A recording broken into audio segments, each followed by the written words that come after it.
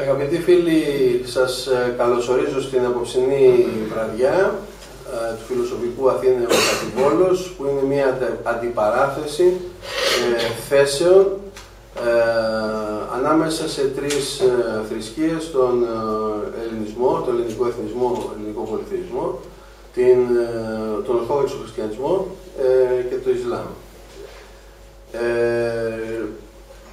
Θέμα μας: η δημοκρατία στα μάτια αυτών των τριών θρησκειών. Η δημοκρατία είναι ένας όρος που εφευρέθηκε από το έθνος των Ελλήνων την εποχή που η κανονική του, η νόμιμη θρησκεία ήταν ο ελληνικός πολυθεϊσμός. Δεν δημιουργήθηκε τυχαία, γιατί θα δούμε παρακάτω ότι υπήρχαν συγκεκριμένα αίτια για το ότι από το συγκεκριμένο έθνος ήταν που εφευρέθηκε η συγκεκριμένη έννοια. Όταν λέμε δημοκρατία, στην αυθεντική της μορφή και ειδικά στα πλαίσια της σημερινής μου τοποθέτησης, εννοώ κάτι τελείως διαφορετικό από αυτό που σήμερα καπηλευτικά κάποιοι ονομάζουν δημοκρατία, κάτι το οποίο δεν έχει σχέση ούτε με τον κοινοβουλευτισμό, ούτε με τις εκλεγμένες ολιγαρχίες, ούτε από οτιδήποτε άλλο σύστημα κυκλοφορεί αυτή τη στιγμή σε έναν κόσμο που ενώ είναι το ακριβώς αντίθετο από τα πλαίσια που νομιμοποιούν μια δημοκρατία, αυτός επιμένει όχι μόνο να καπηλεύεται την έννοια αυτή, αλλά και να την διαχέει οριζόντια στον πλανήτη, λες και όλοι υποχρεωτικά οφείλουν να έχουν δημοκρατίες. Σε λαούς ακόμα που έχουν φιλετική, ας πούμε, σύνθεση, αυτοί προσπαθούν να τους φέρουν αυτό το πράγμα το συγκεκριμένο μέσα σε αγωγικά δημοκρατία, που είναι απλώς ο αγγλικός κοινοβουλευτισμός, ένα μοντέλο που εξυπηρετεί πάρα πολύ καλά τους εξουσιαστές του πλανήτη.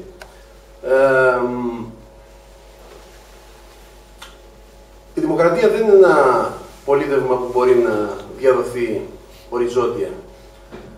Οι βάσεις της είναι πολύ συγκεκριμένες. Και επίσης η δημοκρατία δεν είναι αντιπροσωπευτική. Μία είναι η δημοκρατία και είναι άμεση. Και μπορεί να παραχωρήσει τη θέση της στο λεξιλόγιο στην απλή αυτοθέσμηση. Γιατί η δημοκρατία είναι αυτοθέσμηση. Κάθε άλλη μορφή που είναι έξω από την αυτοθέσμηση απλώς δεν είναι δημοκρατία. Μπορεί να υπάρχει μια στρατιωτική δικτατορία, μια βασιλευωμένη δημοκρατία, μια, ξέρω εγώ, κοκακολίστικη δημοκρατία, αλλά επουδενή αυτό το οποιοδήποτε σχήμα σήμερα παρουσιάζεται μπροστά στα μάτια μας δεν έχει να κάνει με την πραγματική δημοκρατία, που είναι υποχρεωτικά άμεση. Αυτό το συγκεκριμένο σύστημα πολιτικής διακυβέρνησης και αυτή η συγκεκριμένη έννοια, και η δημοκρατία και η αυτοθέσμηση, βγήκαν από ένα λαό που στη θρησκεία του αντιλαμβάνεται τον κόσμο ως μία αιώνια ισορροπία, μία παλίντονο αρμονία που θα λέει και ο Ηράκλειτος, η οποία έχει κυκλικότητα, περιοδικότητα, εναλλαγή και μία αιωνιότητα μέσα από ακριβώς αυτή την κυκλικότητα και εναλλαγή. Για το συγκεκριμένο έθνος που είχε τη συγκεκριμένη θρησκεία και έχει σήμερα ακόμα κάποια κομμάτια από τη συγκεκριμένη θρησκεία, ο κόσμος είναι ένα θαυμαστό σύνολο που θα μπορούσε να το περιγράψει ο ίδιος ως ο λαός ο συγκεκριμένος, ως άπειρον, διατεταγμένων και κεκοσμημένων. Μέσα σε αυτό το πλαίσιο του κεκοσμημένου και διατεταγμένου απείρου, είναι λογικό ότι είναι εύκολη η λογική σύλληψη αυτού του πράγματος και η περιγραφή του και η μετάδοσή του στους άλλους ανθρώπους. Η λογικότητα είναι μία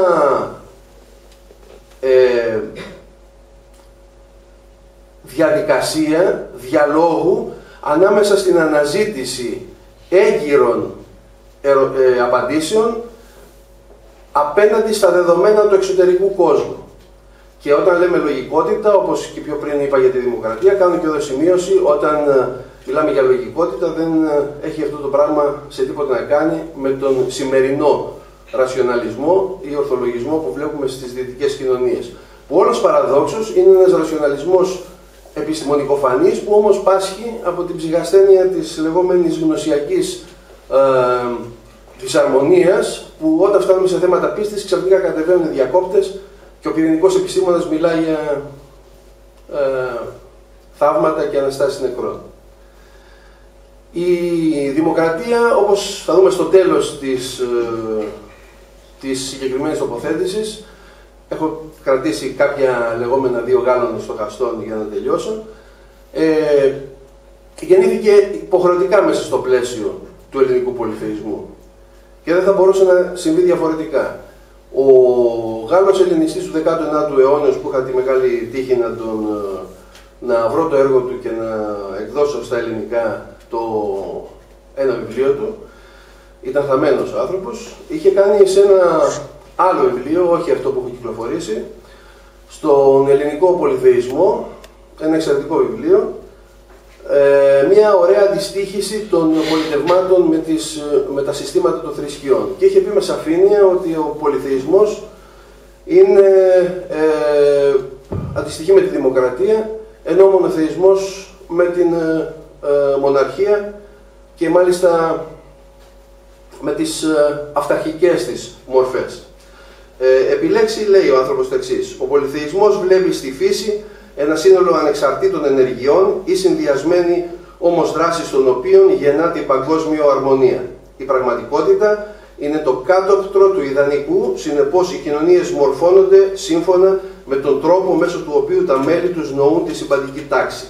Ο μονοθεϊσμός βρίσκει την κοινωνική του έκφανση στην μοναρχική αυταρχία, ενώ ο πολυθεϊσμός, καθώς έχει ως αρχή του την πολλαπλότητα των πρώτων αιτίων, βρίσκει την κοινωνική του έκφανση στην δημοκρατία.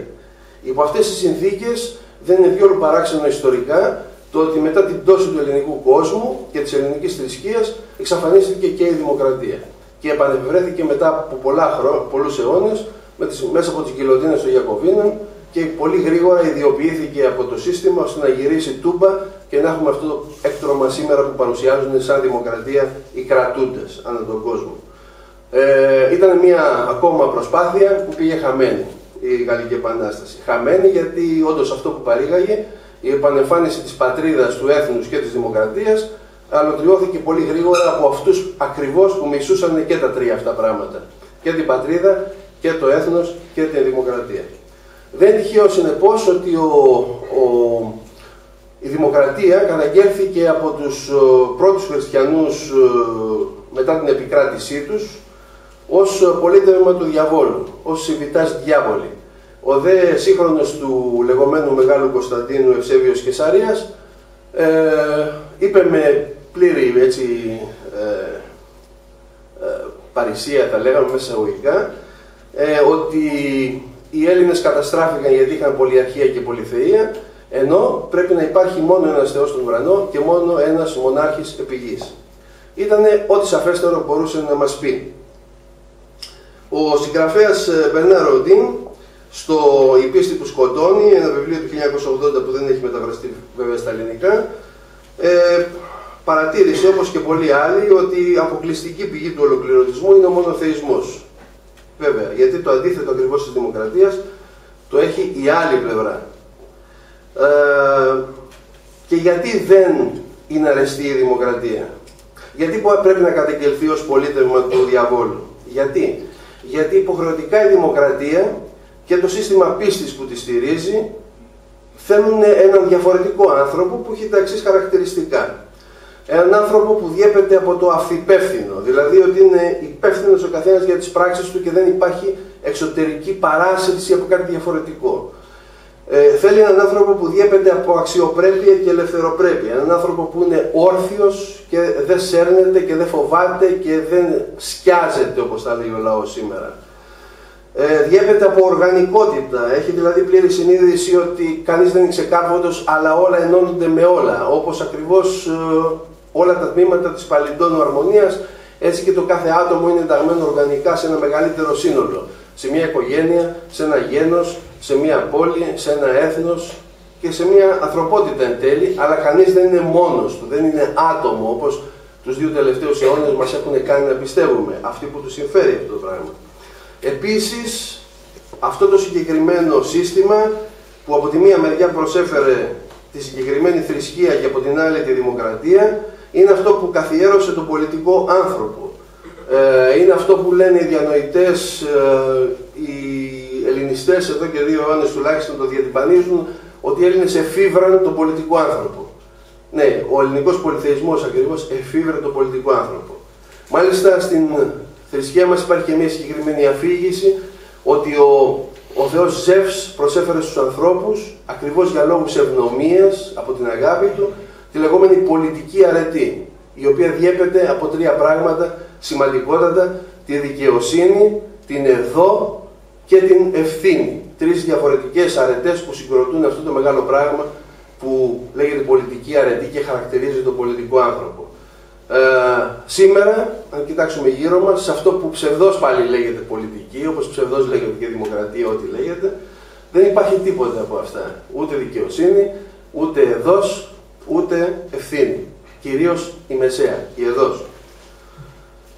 Λίγα λόγια τώρα για την ελληνική δημοκρατία ή αυτοθέσμηση, για να την βάλουμε σε ένα πλαίσιο, γιατί είναι πολλοί που εστιάζουν, επειδή έτσι θέλανε οι Άγγλοι τον 19ο αιώνα να το κατευθύνουν εκεί το πράγμα, στην Αθηναϊκή μόνο δημοκρατία, λες και όλος ο άλλος κόσμος δεν είχε σχέση με τη δημοκρατία.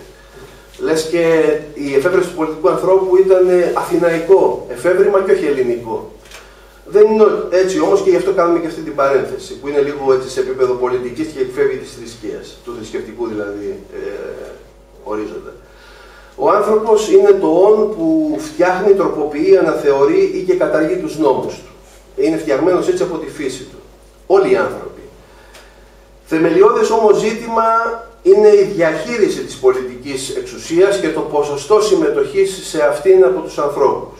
Εδώ πέρα συνεπώς μπαίνει ο Έλληνας και βάζει κάποια πράγματα στη θέση τους, βάζοντας μια σειρά ερωτημάτων. Ποιοι φτιάχνουν τους νόμους, ποιος είναι η πηγή της εξουσίας, ποιος έχει πρόσβαση στην εξουσία και ποιος τη διαχειρίζεται.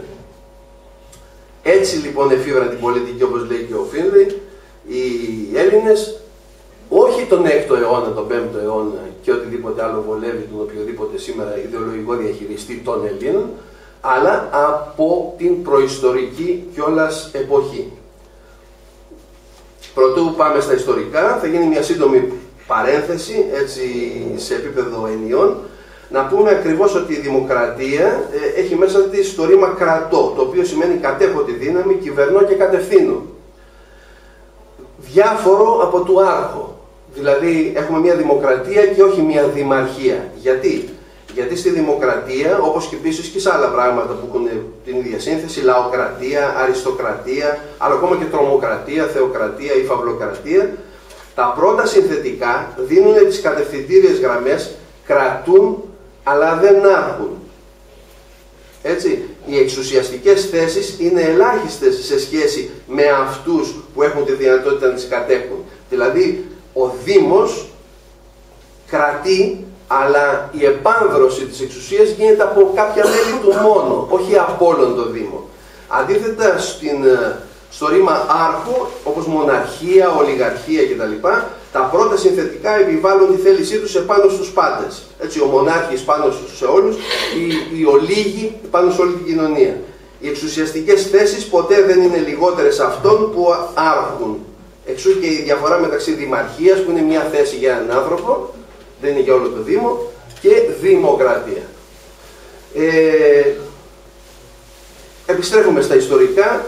Η αυτοθέσμηση και η δημοκρατία στην Ελλάδα είναι μια παμπάλαια υπόθεση, δεν εφευρέθηκε από τον Κλεισθένη δηλαδή η δημοκρατία, αλλά είναι σύμφυτη με την πορεία του ελληνικού πολυθεϊσμού, που χάνεται, οι απαρχές του χάνονται στα βάθη της αρχαιότητας. Ήδη μαρτυρία αρχαιολογική από την αυτοθέσμηση βρίσκεται στο βουλευτήριο της Πολιόχνης, μιλάμε για 6.000 χρόνια πριν από τη σημερινή μας εποχή. Πρώτη αναφορά στον όρο δημοκρατία γίνεται σε επιγραφή του 6ου αιώνα, δοριστή μάλιστα ως δημοκρατία, και πρώτη αναφορά στο Δήμο, στον όρο Δήμο δηλαδή, σε επιγραφές της γραμμικής Β στην Πύλο. Στη Σπάρτη η ρήτρα του Λικούργου κλείνει με το γνωστό «ούτως εισφέρειντε και αφίσταστε, Δήμο δε την κυρίαν ήμεν και κράτος». Δηλαδή και στο λαό θα μένει πάντα εξουσία να αντιλέγει και να αποφασίζει. Δηλαδή μιλάμε για κάτι το οποίο δεν έχει χρονική αφετηρία, τον κλεισθένει, επαναλαμβάνω. Είναι σύμφυτο με την πόρευση του ελληνικού έθνους μέσα από τη συγκεκριμένη θρησκεία του και το εθιμικό του. Για να μιλήσουμε για δημοκρατία πρέπει να έχουμε ισιγορία, δηλαδή ισότητα λόγου και έκφρασης γνωμών, ισονομία, δηλαδή ισότητα δικαιωμάτων αλλά και υποχρεώσεων, πολύ σημαντικό το υπογραμμίζουμε αυτό σε σχέση με ό,τι σήμερα πιστεύετε σε αυτό το πράγμα που παρουσιάζεται δίθεν σαν δημοκρατία, και ισοκρατία, δηλαδή ισότητα ισχύως όλων των πολιτών. Όπως ακριβώς όλα τα μέλη του σύμπαντος συμμετέχουν στην παλίτονο αρμονία. Όταν φθήρεται ένα άλλο δημιουργείται υποχρεωτικά. Οι βασικές πολιτικές εξουσίες τώρα κάθε ελεύθερου Δήμου, σύμφωνα με το Θουκυδίδη που το έχει ορίσει, που και αυτό πρέπει να έρθει σε αντιδιαστολή με το σήμερα, και δεν θα μπορούσε να μην υπήρχε διάσταση με το σήμερα, γιατί ακριβώς δεν είναι από ένα πολυθεϊστικό, φαντασιακό και θεσμικό περιβάλλον που δημιουργείται αυτό που δήθεν παρουσιάζεται ως δημοκρατία, ως πολίτευμα ή και σαν θεωρία ή και σαν προτροπή. Είναι ότι ο Δήμος λοιπόν που είναι δημοκρατικός είναι υποχρεωτικά αυτόνομος, δηλαδή καθορίζει ο ίδιος τους θεσμούς και τους νόμους του, αυτόδικος, εκδικάζει τις υποθέσεις του με τα δικά του δικαστήρια και αυτοτελής, δηλαδή διαχειρίζεται ο ίδιος τα θέματα της πολιτικής ζωής. Εδώ λοιπόν χρησιμοποιώ, κλείνοντας για να είμαι σύντομος, την πρώτη από τις δύο ρίσεις των Γάλλων, που όλα αυτά τα συσχετίζει όμορφα ακριβώς με το φαντασιακό και θεσμικό περιβάλλον που τα δημιούργησε και κυρίως τη θρησκεία, με τα λόγια, είναι ο γνωστός ελληνιστής Μαρσέλ Ντετιέν, ο οποίος έγραψε λεπτή γεωμετρία, μίλησε για λεπτή γεωμετρία του Ολύμπου, η οποία λεπτή γεωμετρία του Ολύμπου υπήρχε ήδη στα μυαλά εκείνων των ανθρώπων που πρώτοι επινόησαν το πολιτικό στοιχείο. Μια εξαιρετική διατύπωση από έναν διακεκριμένο ελληνιστή, συνεργάτης του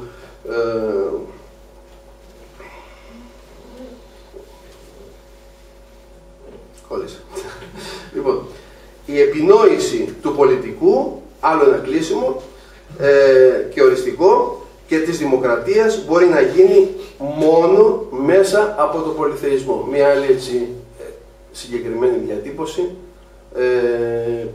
λακωνική αλλά και περιεκτικότατη. Εμμανουέλ Τερέ. Κλείνω εδώ. Τα υπόλοιπα ελπίζω να βγουν στη συζήτηση.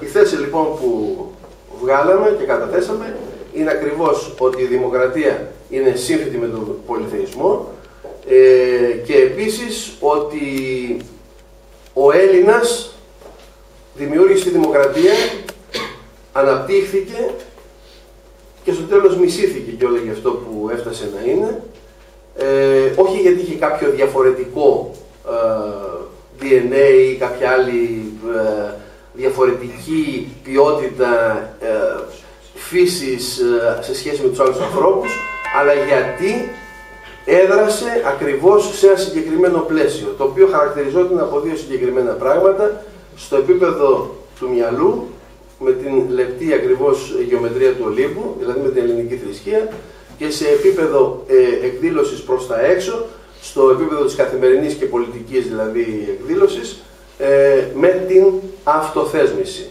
το οποίο μεταφράζεται σε εξίσωση ως δημοκρατία. Και η δημοκρατία οφείλει για να υπάρχει, εκτός από ό,τι είδαμε ως χαρακτηριστικά από τον Θουκυδίδη και άλλους, για να υπάρχει δημοκρατία πρέπει να υπάρχει Δήμος, για να κρατεί ο Δήμος. Και για να υπάρχει Δήμος πρέπει να υπάρχει υποχρεωτικά πολίτης. Και για να υπάρχει πολίτης πρέπει να υπάρχει άνθρωπος ο οποίος ακριβώς όπως είπαμε στέκεται όρθιος και έχει το αυθυπεύθυνο. Και έχει εν τέλει σε μεγάλο μικρό βαθμό υποχρεωτικά την πολιτική αρετή. Δηλαδή και δικαιοσύνη και εδώ και ευθύνη.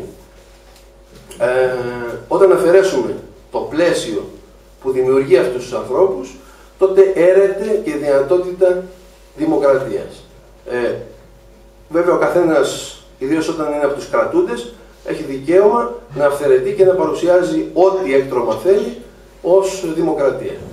Όπως μπορεί να παρουσιάσει και πάλι ό,τι έκτρωμα θέλει ως ηθικό κώδικα. Αρκεί να είναι από τους κρατούντες, να μην είναι από τους ηττημένους που δεν μπορούν να μιλήσουν.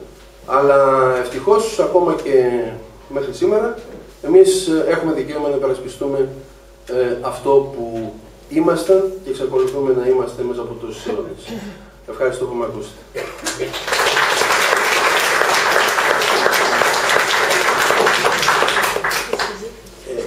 Είχαμε πει με σειρά παλαιότητος των θρησκειών, για να μην υπάρξει κάποια αξιολόγηση το ακροατήριο ότι υπάρχει μια ιεραρχία.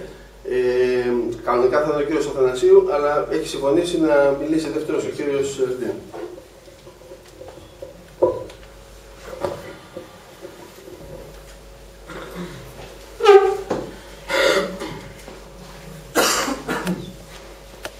بسم الله الرحمن الرحيم الحمد لله رب العالمين وصلى الله على نبينا محمد وعلى آله وأصحابه أجمعين. Μην ανησυχείτε, στα ελληνικά θα μιλήσω. Η δόξα ανήκει στον Allah, τον έναν και τον μοναδικό, τον Κύριο του Σύμπαντος. Κι ειρήνη και ευλογία να συνοδεύει τον τελευταίο του Απόστολο και προφήτη, τον Μουχάμμαντ sallallahu alaihi wasallam.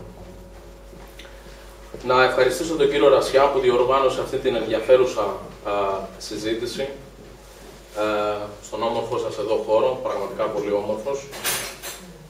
Και να ευχαριστήσω τον κύριο Αθανασίου για άλλη μια φορά που μοιράζεται το τραπέζι του διαλόγου μαζί μου. Το θέμα μας, η δημοκρατία στα μάτια του ελληνισμού, του χριστιανισμού και του Ισλάμ. Και θα προσπαθήσω να είμαι συνεπής ως προς την θεματολογία αυτή και να μιλήσω για το πώς το Ισλάμ βλέπει την δημοκρατία. Και το υπογραμμίζω αυτό, πώς το Ισλάμ βλέπει την δημοκρατία. Αλλά για να καταλάβουμε πώς το Ισλάμ βλέπει αυτό το σύστημα, γιατί περί συστήματος πρόκειται, οφείλουμε να ρίξουμε μια ματιά εν συντομία στην Ισλαμική θεολογία και δογματική. Μια παρένθεση έτσι. Να δούμε τον πυρήνα του Ισλαμικού δόγματος, έτσι ώστε με ευκολία να κατανοήσουμε τα πώς και τα γιατί του Ισλάμ απέναντι σε αυτό που λέμε δημοκρατία. Και ως προς την κατανόηση αυτή δεν μπορώ να μην ξεκινήσω από τον Ισλαμικό μονοθεϊσμό, αυτό που λέμε εμείς Ταουჰίδ. Και πρωτού περάσω στην επεξήγησή του έτσι σύντομα, να πω ότι έχω ακούσει τις ομιλίες του κύριου Ρασιά για τον μονοθεϊσμό και πραγματικά αν γινόταν να καταγραφεί αυτό ως αίτημα από αυτόν εδώ το χώρο, ότι θα ήθελα ένα διάλογο με τον κύριο Ρασιά όσον αφορά τον μονοθεϊσμό και τον πολυθεϊσμό, που είμαι σίγουρος ότι δεν θα υπάρξει καμία αντίρρηση. Μια συγκριτική που θα ήταν μια ενδιαφέρουσα, μια τέτοια αντιπαράθεση. Το Ισλάμ διδάσκει ότι ο Θεός είναι ένας και μοναδικός, ο μόνος άξιος λατρείας, ο μόνος που το ανήκουν τα τέλεια χαρακτηριστικά και ιδιότητες. Δηλαδή, ο μονοθεϊσμός στο Ισλάμ χωρίζεται σε τρεις βασικές κατηγορίες. Νούμερο 1, ο μοναδικός Κύριος, δηλαδή ο μόνος δημιουργός, ο μόνος συντονιστής, ο μόνος ρυθμιστής. Κανείς δεν είναι συνέτερος στην εξουσία του, κανείς δεν είναι συνέτερος στην απόφασή του και πολλοί μη μουσουλμάνοι θα συμφωνήσουν κατά κάποιον τρόπο έτσι με αυτή την τοποθέτηση και πιστεύω ακόμα και οι πολυθεϊστές θα συμφωνήσουν ότι υπήρχε αυτό σαν ιδέα στις πολυθεϊστικές κοινότητες. Όμως από τη στιγμή που δεχόμαστε έναν σαν Κύριο, έναν σαν συντονιστή, έναν σαν ανώτερο, τότε αυτός είναι και ο μόνος άξιος λατρείας. Και έτσι περνάμε στην δεύτερη, που είναι η πιο ουσιαστική κατηγορία του μονοθεϊσμού στο Ισλάμ, η μονολατρεία. Ότι ο Θεός είναι ο μόνος άξιος λατρείας. Το κεντρικό μήνυμα των προφητών και των απεσταλμένων του Θεού, όχι τόσο να κηρύξουν την μοναδικότητα ως προς την κυριότητα, μιας και ήταν γνωστό ακόμα και στις πολυθεϊστικές κοινότητες, αλλά την μοναδικότητα προς την λατρεία, μονολατρεία. Και εδώ είναι που στέκεται η δογματική και η θεολογία του Ισλάμ. Κανένας δεν είναι άξιος λατρείας εκτός από αυτόν. αν ο μόνος είναι πραγματικά ο ρυθμιστής, ο συντονιστής, ο παντοδύναμος, ο μόνος δημιουργός, κατά συνέπεια δεν πρέπει να τον λατρέψουμε και αυτόν μόνο του. Η διδασκαλία του Ισλάμ είναι ότι έχουμε δημιουργηθεί για να λατρέψουμε τον δημιουργό μας. Και αυτή είναι η απόλυτη αλήθεια.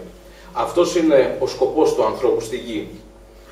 Λατρεία την οποία δεν την έχει ανάγκη ο δημιουργός, την έχει ανάγκη ο ίδιος ο άνθρωπος. Η Ισλαμική λατρεία που δεν περιορίζεται μόνο στα τελετουργικά, είναι ένας τρόπος ζωής. Ό,τι νόμιμο, ό,τι καλό, ό,τι σωστό και επιτρεπτό από τον δημιουργό είναι λατρεία, όταν το κάνουμε με συνείδηση για αυτόν που μας έπλασε. Όπως το να φάμε, να κοιμηθούμε, να δουλέψουμε, να παίξουμε με τα παιδιά μας και άλλα παρόμοια έτσι πράγματα καθημερινότητας, αυτό είναι λατρεία. Μονολατρεία σημαίνει, κατά το Ισλάμ, ότι το να ζητάς, να καλείς, να προσκυνάς, να προσφέρεις, να παίρνεις όρκο, να ελπίζεις, να αγαπάς, να φοβάσαι, να προσεύχεσαι μόνο προς Αυτόν και σε κανέναν άλλον. Αυτόν που σε έπλασε και δεν παίρνεις μεσολαβητές ανάμεσα σε σένα και Αυτόν, γιατί δεν έχει ανάγκη από μεσολαβητές. Και η τρίτη κατηγορία του Ισλαμικού μονοθεϊσμού, ο Θεός είναι ο μοναδικός στις ονομασίες και στις ιδιότητες. Ονομασίες και ιδιότητες που μόνο Αυτός έχει δώσει στον εαυτό Του, καθώς επίσης και αυτές που βρίσκουμε στην προφητική παράδοση του Αποστόλου. Δεν επεξηγούνται πέρα από το εμφανές νόημά τους και δεν εισάγουμε ονομασίες και ιδιότητες με βάση την προσωπική μας επιθυμία, άποψη, εμπειρία ή κατανόηση. Δεν σχετίζονται με ανθρώπινες ιδιότητες και χαρακτηριστικά, μιας και μόνο στην φρασιολογία μπορεί να μοιάζουν, αλλά όχι ως προς την ουσία. Βασικός κανόνας για τα ονόματα και τις ιδιότητες του Θεού είναι το κορανικό χωρίο που λέει «Λέισα και μύθλιχη σέι». Κανείς και τίποτα δεν είναι όμοιος με Αυτόν. Αυτός είναι έτσι περιληπτικά ο Ισλαμικός μονοθεϊσμός που έπρεπε να ξεκινήσω με αυτόν, μέσα σε πολύ γενικές γραμμές, μιας και δεν μου επιτρέπει ο χρόνος για την κατάλληλη ανάπτυξη. Και σε αυτό το σημείο καταλαβαίνουμε ότι από τη στιγμή που υπάρχει αυτή η μοναδικότητα του Θεού σε όλα τα επίπεδα στο Ισλάμ, λογικά απορρέει, κυρίως θεολογικά, ότι επίσης σε Αυτόν ανήκει η εντολή και το δικαίωμα να νομοθετεί. Διαβάζουμε στο Κοράνι, 5ο κεφάλαιο 44 στίχος, και όποιος δεν δικάσει με αυτά που έχουν αποκαλυφθεί από τον Allah, αυτοί είναι που δεν πιστεύουν.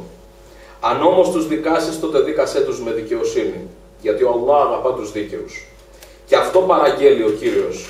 Δίκαζε ανάμεσά τους σύμφωνα με τα όσα αποκάλυψε ο Allah. Και αν σε οποιοδήποτε πράγμα έχετε διαφορά, η απόφαση του βρίσκεται με τον Allah. Διάφορα έτσι κορανικά χωρία. Από το Κοράνι λοιπόν βλέπουμε ότι ο νόμος και η ηγεσία ανήκουν στον Allah, στον έναν και τον μοναδικό. Όχι σε ανθρώπους και όχι σε διάφορες πολιτικές παρατάξεις. Αυτή είναι η θέση του Ισλάμ με βάση τις πηγές του, το Κοράνι, την Σούννα, την προφητική παράδοση και την συνένεση των λογίων. Κανείς δεν το αμφισβήτησε αυτό στην ιστορία του Ισλάμ, πολύ απλά γιατί είναι αναπόσπαστο κομμάτι του. Να αναφερθώ επίσης σε κάτι πάρα πολύ σημαντικό πριν περάσω στην δημοκρατία, και έχει να κάνει με ορισμένους μουσουλμάνους. Μερικοί μουσουλμάνοι στην Ευρώπη και σε μη μουσουλμανικές χώρες έχουν στόχο κυρίως να μιλάνε και να καλούν στον Ισλαμικό νόμο ως πολίτευμα, με μία τάση πολιτική. Και κάτι τέτοιο δεν είναι σύμφωνο με το αυθεντικό Ισλάμ και τις διδασκαλίες του. Στο κάλεσμα του Ισλάμ δεν παίρνει προτεραιότητα το νομικό πεδίο, αλλά το θεολογικό. Είναι σημαντικό βεβαίως να λειτουργούμε με τους κανόνες του δημιουργού μας, αλλά η προτεραιότητα και αυτό που πρέπει να διαφέρει τους μουσουλμάνους σε μη μουσουλμανικές χώρες, έτσι, είναι η θεολογία. Να μην ασχολούνται με το πολιτικό επίπεδο. Θα το δούμε αυτό στη συνέχεια από μια αναφορά του Ιμπν Ταϊμία. Το σημαντικό είναι ότι το κάλεσμα γίνεται στα θεολογικά σημεία, δηλαδή κάλεσμα στον μονοθεϊσμό και στην προφητική παράδοση. Κάλεσμα στην σωστή λατρεία του δημιουργού. Ένας μουσουλμάνος δεν έχει δικαίωμα να χώνεται, να το πούμε έτσι, στο πολιτικό σύστημα που κρατά μια χώρα, γιατί είναι πεδίο που δεν τον αφορά και δεν πρέπει να δίνει βαρύτητα, αλλά να μιλά για την πίστη του, να την διδάσκει με τις κατάλληλες γνώσεις βεβαίως, και Και αυτό είναι από τα δικαιώματά του, ιδιαίτερα άμα είναι και Έλληνας μουσουλμάνος. Και η υποχρέωσή του ως πιστός.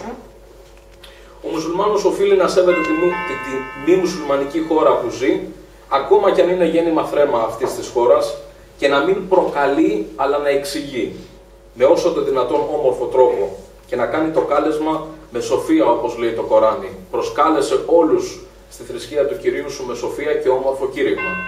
16ο κεφάλαιο, 125 στίχος. Το αναφέρω αυτό δυστυχώς γιατί στην Ευρώπη και γενικά στο μουσουλμανικό κόσμο έχουμε αρκετά αιρετικά γκρουπάκια που αυτοαποκαλούνται μουσουλμάνοι, δίνοντας μεγάλη έμφαση και ενέργεια στο πολιτικό σύστημα. Αυτό είναι ανορθόδοξο και το Ισλάμ είναι σε αντίθεση με αυτές τις πρακτικές. Για παράδειγμα, το διάσημο χαδίθ του Μουάδ, όπου ο προφήτης του είπε: πηγαίνει σε μια χώρα χριστιανική, το κάλεσμά σου ας είναι ότι ο Κύριος είναι ένας και μοναδικός, κανένας δεν είναι άξιος λατρείας εκτός από Αυτόν. Και αν δεχτούν, τότε να τους μάθεις την προσευχή. Και αυτή είναι η μεθοδολογία του καλέσματος, έτσι, και όχι ανάμειξη στην πολιτική. Αυτή είναι η μέθοδος των προφητών. Όλα αυτά τα γκρουπάκια, όπως που ακούμε σήμερα, αδελφοί μουσουλμάνοι, πάνελ μουσλιμίν, ο παδί του Σαϊντ Κούτμπ, Χισμπ Ταχρήρ, και το να κομματικοποιήσει γενικά χισμπία, ανήκουν σε αιρέσεις με προβληματικό δόγμα και προβληματική μεθοδολογία. Και αυτό γιατί η προτεραιότητά τους και η ενέργειά τους είναι στα πολιτικά και όχι στην εξήγηση της πίστης. Όπως λέει και ο Σιχουλ Ισλάμ Ιμπν Ταϊμία στο βιβλίο του Αλ-Ιστιqāmah, προτιμότερη είναι η αμαρτία δίπλα στον σωστό μονοθεϊσμό από το να υπάρχει αμαρτία με διαστρεβλωμένο μονοθεϊσμό. Γι' αυτό και βλέπετε ότι έχω αφιερώσει αρκετό κομμάτι στην επεξήγηση αυτού του θέματος. Οι μουσουλμάνοι στην Ευρώπη δεν έχουν να κάνουν απλά με διαστρεβλωμένο μονοθεϊσμό, αλλά με ανύπαρκτο. Η μεγαλύτερη αμαρτία στο Ισλάμ είναι το σιρκ, δηλαδή πολύ σωστά. Με τον αληθινό Θεό να βάζετε έναν άλλον. Και αφού ξεκαθαρίσαμε ορισμένα πράγματα, ας περάσουμε στην δημοκρατία. Έτσι, τι σημαίνει καταρχήν δημοκρατία? Δημοκρατία είναι το πολίτευμα όπου η εξουσία πηγάζει από τον λαό, ασκείται από τον λαό και υπηρετεί τα συμφέροντα του λαού. Κεντρικό χαρακτηριστικό της η λήψη αποφάσεων με ψηφοφορία των πολιτών στην άμεση δημοκρατία, που από ό,τι κατάλαβα δέχεται ο κύριος Ρασιάς, ή κάποιων αντιπροσώπων τους στην αντιπροσωπευτική δημοκρατία. Σαν ορισμό το αναφέρω. Η εξουσία λοιπόν πηγάζει από τον λαό. Οι περισσότεροι κάνουν κουμάντο στους λιγότερους. Οι περισσότεροι εξουσιάζουν τους λιγότερους. Γιατί?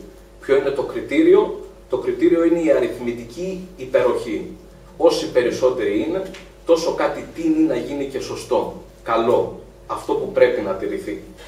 Δεν ξέρω, αλλά πιστεύω ότι ακούγεται και κατανοείται ο παραλογισμός αυτός. Η δημοκρατία είναι ένα σύστημα που σημαία έχει τους πολλούς, την πλειοψηφία, και κάτι τέτοιο είναι κόντρα και ενάντια στη λογική και, όπως θα δούμε στη συνέχεια, κυρίως ενάντια στην ηθική. Ας δούμε αυτόν τον παραλογισμό με απλά παραδείγματα. Ας υποθέσουμε ότι έχουμε 100 άτομα από την μία και από την άλλη έχουμε 50 άτομα. Για ένα ζήτημα που υπάρχει ανάμεσα σε αυτές τις δύο ομάδες, προηγείται η ομάδα των 100. Μόνο και μόνο γιατί είναι 100. Μόνο και μόνο δηλαδή επειδή είναι πιο πολλοί. Άρα έχουν δίκιο. Άρα είναι πιο σωστοί. Ενώ οι 50 δεν έχουν δίκιο, είναι ανήθικοι, δεν είναι σωστοί γιατί είναι 50. Με άλλα λόγια, η ιδέα του τι είναι σωστό και τι λάθος, τι είναι αλήθεια, κρίνεται με βάση την ποσότητα. Είναι ένα παράλογο σύστημα που επικαλείται δήθεν μια ισότητα και ξεχνά εντελώς αυτό που λέμε δικαιοσύνη. Και το τι είναι δίκαιο.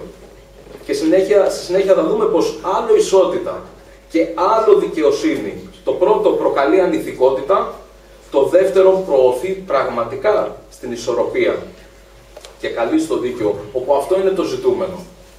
Δεν υπάρχει αμφιβολία βεβαίως ότι οι πολλοί μπορεί να είναι σωστοί, αλλά όχι γιατί είναι οι περισσότεροι. Και οι λιγότεροι βεβαίως μπορεί να είναι λάθος, όχι γιατί είναι οι λιγότεροι. Και το σύστημα της δημοκρατίας δεν εφαρμόστηκε ποτέ στην Ελλάδα. Στην αρχαία Ελλάδα υπήρχε δουλεία, δεν υπήρχαν εκλογές, αλλά είχαμε με λαχνούς κάποιος γινόταν βουλευτής. Η γυναίκα δεν είχε δικαίωμα να ψηφίσει και γενικά υπήρχαν διάφοροι θεσμοί που ένας μοντέρνος εντός εισαγωγικών δημοκράτης σήμερα δεν θα δεχόταν ή θα τρεπόταν ακόμα. Προσέξτε, δεν λέω αν είναι σωστό ή όχι. Λέω απλά ότι στην αρχαία Ελλάδα αυτό που λέμε σήμερα δημοκρατία δεν υπήρχε τότε. Ποια είναι η θέση του Ισλάμ σε όλα αυτά τα περί πλειοψηφικής ανωτερότητας και ότι οι πολλοί κάνουν κουμάντο? Το Κοράνι λέει: «Και αν ακούσεις τους πιο πολλούς από τους κάτοικους της γης, θα σε παρασύρουν από τον δρόμο του Θεού». Και επίσης, οι περισσότεροι δεν γνωρίζουν. Επίσης, δεν βρήκαμε τους πιο πολλούς από αυτούς να είναι ειλικρινείς με την συμφωνία τους. Όλα αυτά είναι στο 7ο κεφάλαιο του Κορανίου. Η έννοια της πλειοψηφίας, λοιπόν, κατά το Ισλάμ αναιρείται ξεκάθαρα. Το μέτρο δεν είναι η πλειοψηφία ή η μειοψηφία. Το κριτήριο είναι η αλήθεια και μόνο. Όποιος είναι φιλαληθής και περπατά πάνω στην αλήθεια, ακόμα κι αν είναι μόνος του, τότε αυτός είναι σωστός και ένα παράδειγμα προς μίμηση. Σε περίπτωση που η πλειοψηφία είναι πάνω στο ψεύδος και στην πλάνη, τότε είναι υποχρεωτικό να απορριφθούν όλοι και να μην πλανηθεί κανείς. Το κριτήριο και το μέτρο είναι η αλήθεια και γι' αυτόν τον λόγο οι λόγοι του Ισλάμ έλεγαν: η αλήθεια δεν αναγνωρίζεται από τον άνθρωπο, αλλά ο άνθρωπος αναγνωρίζεται από την αλήθεια. Πάντα σχεδόν η μειοψηφία ήταν αυτή που κράταγε την αλήθεια, τουλάχιστον ως προς την θεολογία. Για παράδειγμα, διαβάζουμε: «Κι όμως πολύ λίγοι ήταν εκείνοι που πίστεψαν». Και σε ένα χαδίθ, σε μια προφητική ρίση που παρουσιάστηκαν τα έθνη στον Απόστολό μας, τον Μωχάμμαντ, ειρήνη και ευλογία σε αυτόν, είπε ότι είδε προφήτες που είχαν μικρή ομάδα ατόμων σαν οπαδούς και άλλους προφήτες που ήταν εντελώς μόνοι τους. Η προτεραιότητα λοιπόν δεν δίνεται στη γνώμη ή στην άποψη που υποστηρίζεται από τους πολλούς. Η προτεραιότητα δίνεται στο αν αυτή η γνώμη υποστηρίζεται από την αλήθεια ή από το ψεύδος. Όταν είναι αλήθεια, ακόμα και αν την ακολουθούν οι λίγοι, πρέπει να τηρηθεί γιατί είναι σωτηρία. Το ψέμα δεν μπορεί να υποστηριχτεί από το γεγονός ότι τηρείται και υποστηρίζεται από τους πολλούς. Όπως είπε και ο Απόστολός μας, το Ισλάμ ξεκίνησε σαν κάτι ξένο και θα επιστρέψει σαν κάτι ξένο. Και αυτό θα γίνει όταν το κακό και οι συμφορές και γενικά η άγνοια θα αυξηθούν, όπου κανένας δεν θα είναι πάνω στην αλήθεια, εκτός από αυτούς που θα είναι σαν ξένοι στον ίδιο τους τον τόπο. Ξένοι ακόμα και στις ίδιες τους τις οικογένειες. Προτεραιότητα δίνεται στο τι είναι σωστό και στην επίτευξη της αλήθειας. Έτσι. Η δημοκρατία έχει τρεις προβληματικές αρχές. Η πρώτη αρχή είναι περί ισότητας. Στο Ισλάμ συμφωνούμε με την ισότητα, αλλά με την έννοια ότι όλοι έχουμε τις ίδιες υποχρεώσεις προς τον δημιουργό μας. Κανένας δεν εξαιρείται. Διαφωνούμε στο ότι όλοι μεταξύ μας είμαστε στο ίδιο επίπεδο. Αυτό ισλαμικά δεν στέκει. Γιατί να είμαι ίσος με έναν κακοποιό? Γιατί να είμαι ίσος με έναν βιαστή? Γιατί μια ενάρετη γυναίκα να είναι ίση με μια πόρνη? Αυτή η ισότητα που εκφράζεται στην δημοκρατία, κυρίως με την ψήφο, είναι ανήθικη. Γι' αυτό το Ισλάμ έρχεται να διορθώσει ή πιο σωστά να αντικαταστήσει τη λέξη ισότητα με την λέξη δικαιοσύνη. Γιατί κάποιος έχει τις ανάλογες ευθύνες και αυτά που έχει κερδίσει ανάλογα με τις πράξεις του και τις προσπάθειές του, έτσι. Δεν αρνούμαστε την ισότητα με την έννοια να μειώσουμε τον άλλον και να τον εκμεταλλευτούμε. Όχι. Απλά η λέξη που ψάχνουμε στο Ισλάμ είναι δικαιοσύνη. Δικαιοσύνη έχουμε ανάγκη. Η δεύτερη προβληματική αρχή της δημοκρατίας είναι η ανθρώπινη λογική και η εμπειρία. Ότι ο ανθρώπινος εγκέφαλος είναι σε θέση να βγάλει από ιστορικές καταγραφές και από την ανθρώπινη εμπειρία το τι είναι σωστό και ορθό για αυτόν και τους υπολείπους. Όμως η ιστορία είναι γεμάτο από ανθρώπινα λάθη, γεμάτο από αδικίες και το μόνο που αποδεικνύει είναι ότι οι αποφάσεις που πάρθηκαν με αυτόν τον τρόπο ήταν μόνο για να ωφελήσουν τους νομοθέτες και όχι τους υπολείπους. Με άλλα λόγια, είναι σχεδόν ανέφικτο κάποιος με αυτόν τον τρόπο να είναι αντικειμενικός. Πάντα θα υπάρχουν πτυχές που είτε δεν ερευνήθηκαν, είτε δεν υπήρχε γνώση και πολλά άλλα που γινόταν λόγω του ότι ο άνθρωπος δεν είναι αλάθητος. Ο Θεός απ' την άλλη γνωρίζει άψογα τις πραγματικές ανάγκες του ανθρώπου, στο τι πραγματικά τον συμφέρει, ακόμα και αν ο άνθρωπος νομίζει ότι αυτό δεν είναι για το καλό του ή το αντίθετο. Μιας και ο Θεός δεν επηρεάζεται από τάξεις, κατηγορίες, συμφέροντα και καθιερώνει νόμους απόλυτα δίκαιους. Η τρίτη προβληματική αρχή της δημοκρατίας, και σιγά σιγά θα βάλω και την τελεία, είναι η απόφαση για ένα θέμα μέσω συζήτησης και συγκατάθεσης. Και αυτός ο μηχανισμός στηρίζεται στην άποψη ότι δεν υπάρχει ολοκληρωτική αλήθεια και όλες οι πλευρές και οι φωνές πρέπει να ακουστούν, γιατί δεν υπάρχει κάτι ως η απόλυτη αλήθεια που να μην έρθει κάτι να το προκαλέσει. Και αφού ακουστούν όλες οι φωνές επί του χ θέματος, τότε παίρνεται και η ανάλογη απόφαση. Κατά συνέπεια, και εδώ είναι το πρόβλημα αυτής της αρχής, η αλήθεια και το ψέμα, το τι είναι σωστό και τι λάθος, τι είναι ηθικό και τι είναι ανήθικο, όλα αυτά γίνονται σχετικά, είναι ρευστά. Αυτό που σήμερα είναι σωστό και αληθινό, αύριο μπορεί να είναι λάθος και ψεύτικο. Και αυτό οδηγεί σε κάτι χειρότερο, στο να απουσιάζει εντελώς μια βάση, ένα θεμέλιο σταθερών αξιών, και προς τα που βαδίζουμε όταν απουσιάζει μια σταθερή αξία. Πολύ λογικό μπορεί να αναρωτιέστε, μας λες τώρα εδώ πέρα για την αλήθεια. Ποια είναι η αλήθεια λοιπόν, τι ορίζει την αλήθεια? Αν και δεν είναι αυτό που συζητάμε απόψε, επιγραμματικά μπορούμε να αναφέρουμε σαν μουσουλμάνοι ότι η αλήθεια είναι αυτό που καλεί ο δημιουργός, το δημιούργημά του να ακολουθήσει και να τηρήσει. Αυτό είναι η αλήθεια. Οι εντολές του δημιουργού με την μεθοδολογία κατανόησης του Αποστόλου και των μαθητών του. Είναι ο μόνος τρόπος να λάβουμε 100% την αλήθεια. Και όπως και άλλες έτσι αξίες, αρετή, ηθική, δεν μπορούν να προσφερθούν από τον άνθρωπο. Ο άνθρωπος δεν μπορεί να δώσει εύστοχο, αντικειμενικό ορισμό, γιατί ο ίδιος ο άνθρωπος καθημερινά αναιρεί, αναθεωρεί αυτά που μόλις είπε πριν από ένα 24ωρο. Ίσως και σε λιγότερο χρονικό διάστημα. Ο εγκέφαλός του δεν μπορεί να συλλάβει το αόρατο πεδίο, δεν μπορεί να το προσεγγίσει αλάνθαστα. Γι' αυτό οφείλει να δεχτεί την καθοδήγηση που προέρχεται από αυτόν που τον έπλασε, τον μόνο γνώστη του αοράτου. Αυτά όσον αφορά τη δημοκρατία και πώς το Ισλάμ βλέπει τη δημοκρατία, ένα σύστημα που δεν ανήκει στο Ισλάμ, ιδεολογικά ή ως φιλοσοφία. Και να πω σε αυτό το σημείο ότι είμαι σίγουρος ότι περιμένατε έναν μουσουλμάνο να σταθεί απέναντί σας και να προσπαθήσει να διεκδικήσει τη δημοκρατία υπέρ της πίστης του, όπως έκανε ο κύριος Ρασιάς, όπως δεν γνωρίζω, λογικά θα κάνει και ο κύριος Αθανασίου. Όχι σε καμία περίπτωση. Και δυστυχώς πολλοί μουσουλμάνοι λόγω άγνοιας της πίστης τους και των θεμελίων του δόγματός τους προσπαθούν άθελα ή θελημένα να δυτικοποιήσουν το Ισλάμ. Και ο λόγος είναι, δυστυχώς, ότι υποφέρουν από κόμπλεξ κατωτερότητας. Τα άτομα αυτά είναι κομπλεξικά. Το Ισλάμ είναι Ισλάμ, είναι το Ισλάμ του Κορανίου. Είναι το Ισλάμ του προφήτη Μουχάμμαντ σαλλαλλάχου αλέιχι βασάλλαμ. Δεν είναι το Ισλάμ των επιθυμιών μας. Δεν είναι ένα Ισλάμ που πρέπει να συμβαδίζει με τα ιδανικά ενός άλλου πολιτισμού μόνο και μόνο επειδή τυχαίνει αυτές τις εποχές να είναι δυνατότερος. Το Ισλάμ έχει το δικό του πολιτισμό, το πολιτισμό του Λα ηλάχα ηλlallah ο Μουχάμμαντ Ρασούλουλlah, που σημαίνει ότι δεν υπάρχει κανένας άξιος λατρείας εκτός από τον δημιουργό και ότι ο Μουχάμμαντ είναι ο τελευταίος Απόστολός του. Ένας πολιτισμός που στέκεται στην αποκάλυψη του δημιουργού και την προφητική παράδοση του Αποστόλου. Και εδώ βάζω μια τελεία. Wa sallallahu ala nabiyyina Muhammad wa ala alihi wa ashabihi ajma'in. Σας ευχαριστώ πάρα πολύ.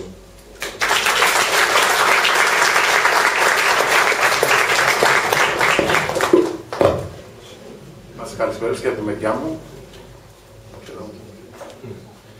Καταρχάς να ευχαριστήσω τον κύριο Ρεσκά που με προσκάλεσε αυτό το διάλογο, ή μάλλον το προσκάλεσα εγώ και δέχτηκε το αίτημά μου.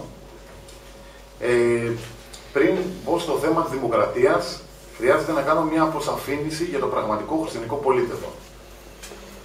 Στις μέρες μας, αρκετοί είναι αυτοί οι οποίοι ταυτίζουν τον χριστιανισμό σε κοινωνικό ή πολιτικό σύστημα, ή προσπαθούν να το μεταβάλουν σε κοινωνισμό. Όμως αυτό είναι πέρα για πέρα αδύνατον, και αυτό γιατί ο χριστιανισμός είναι η αποκάλυψη του Θεού στον κόσμο και στην ιστορία. Και ακόμη περισσότερο εφόσον όλα τα πολιτικά συστήματα σκοπό έχουν την ευημερία, ενώ ο χαρακτήρας του χριστιανισμού είναι ο σταυρός και η άσκηση.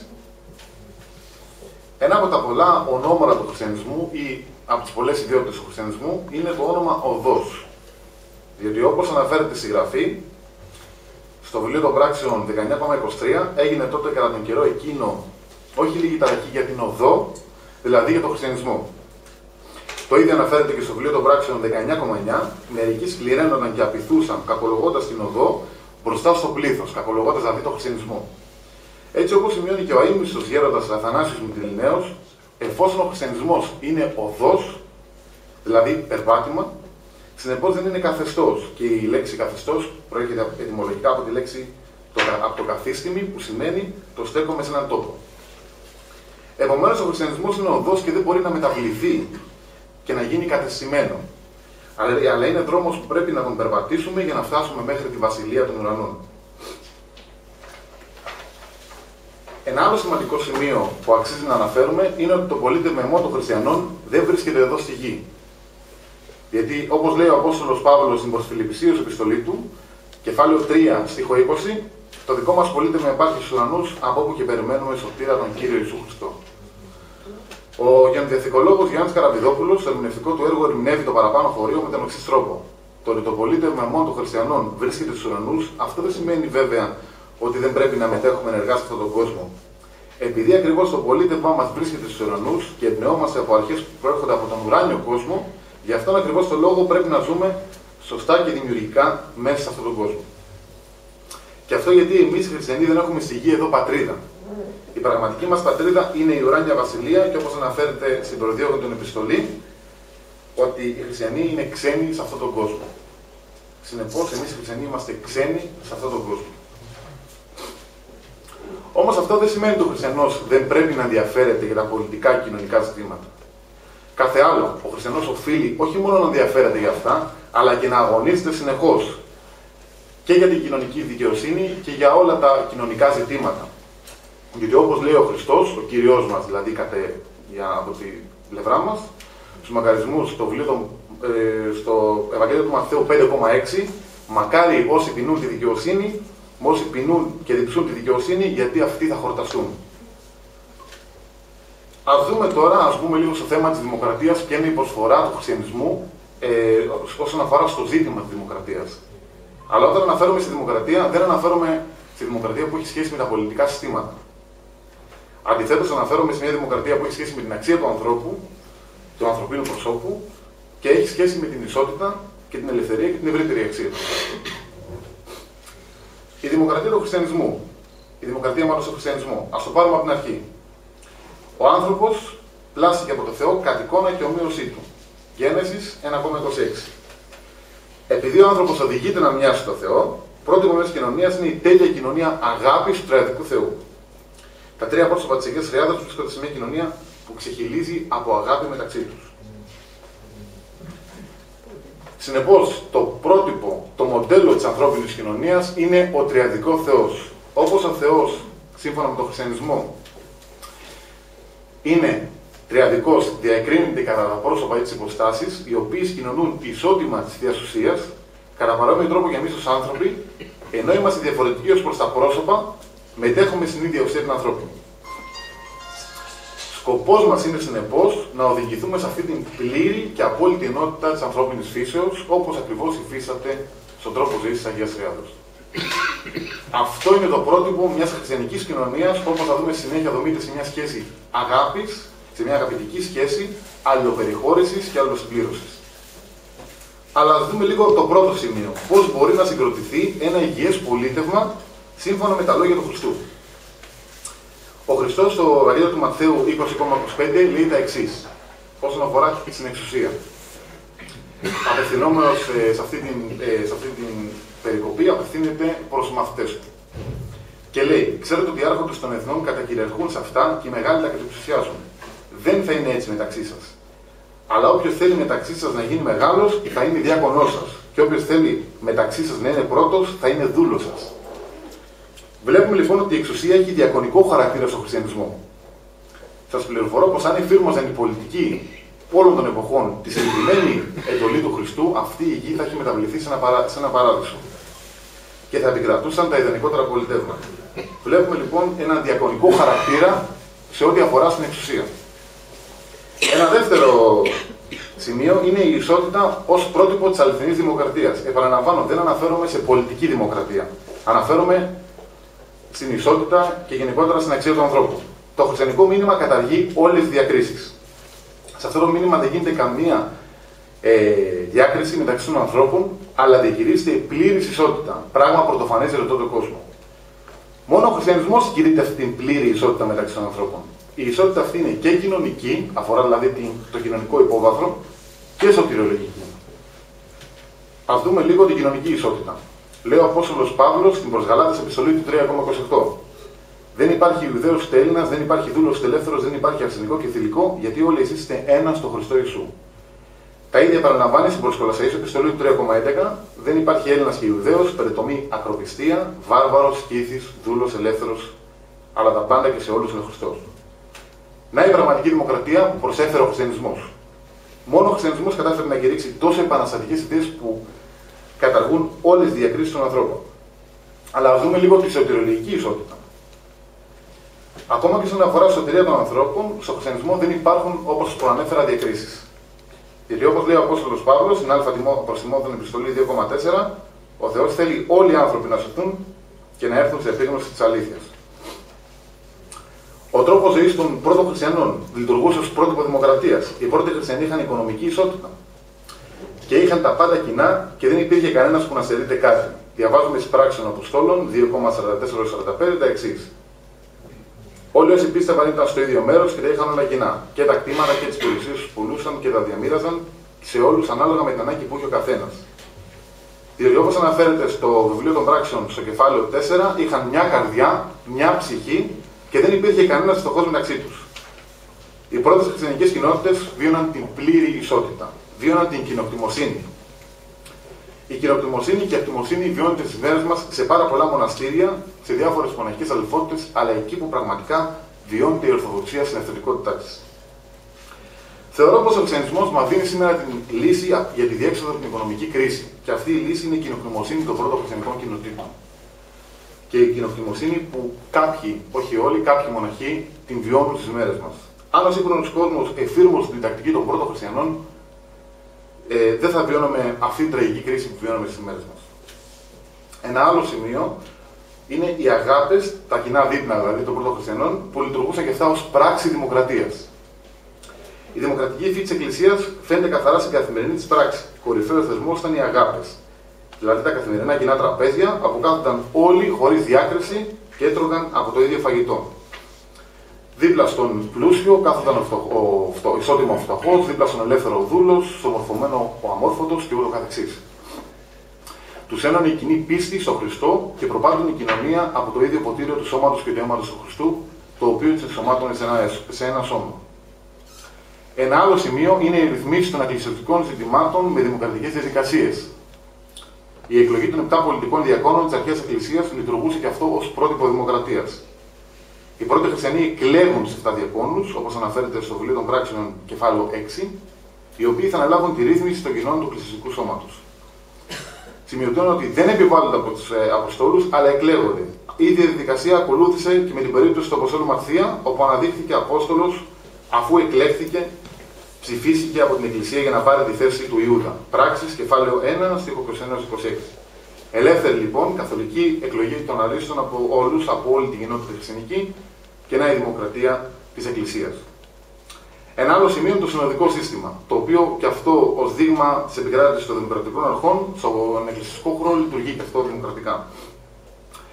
Η λεγόμενη Αποστολική Σύνοδος, η Ιερουσαλήμ, το 48 μετά Χριστόν, αποτελεί το πρώτο παράδειγμα εφαρμογής της πρώτης αληθινής δημοκρατίας.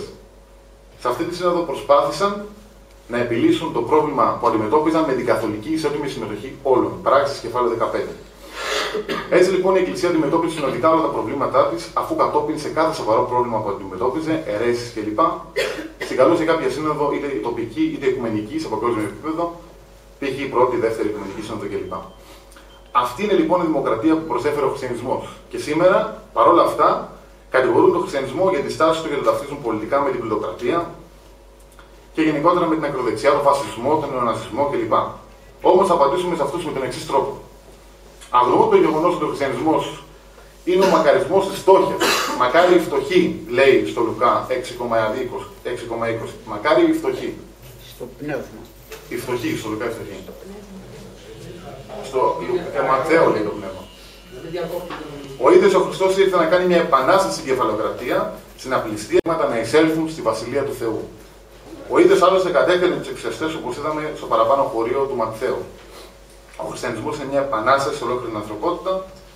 Χωρίς την επανάσταση αυτή, η επανάσταση αυτή είναι απολύτως ειρηνική, Εφεσίους 2,14, δεν εξολοθρεύει τον συνάνθρωπο, ούτε τον εκμεταλλεύεται, προκειμένου να κερδίσει περισσότερα αγαθά, τη δικτατορία του πολιταριάτου. Αντιθέτως, όποιος έχει δύο γειτόνες, δίνει τον ένα σε αυτόν που δεν έχει. Λουκάς 3,11. Ο χριστιανός είναι ένας πραγματικός επαναστάτης, δίχως να επιβαρύνει την ελευθερία του άλλου. Ο πραγματικός χριστιανός. Εξάλλου, οι χριστιανοί διώχθηκαν από τους Ρωμαίους αυτοκράτορες, 1ο-3ο αιώνα, όχι γιατί λάτρευαν τον Χριστό, μπορούσαν να τον λατρεύουν όσο ήθελαν, αλλά διότι συγχρόνως δεν λάτρευαν τον πλανητάρχη αυτοκράτορα.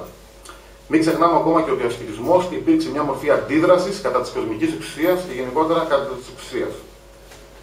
Κλείνοντας, θα ήθελα να πω το λόγο του Ιουστίνιου φιλόσοφου και μάρτυρα για να περάσω το μήνυμα σε όλους. Αυτό βρίσκεται στην δεύτερη απολογία του. Όσα παραπάσει καλώς ήρυτε, ημών των χριστιανών εστί. Ευχαριστώ πολύ.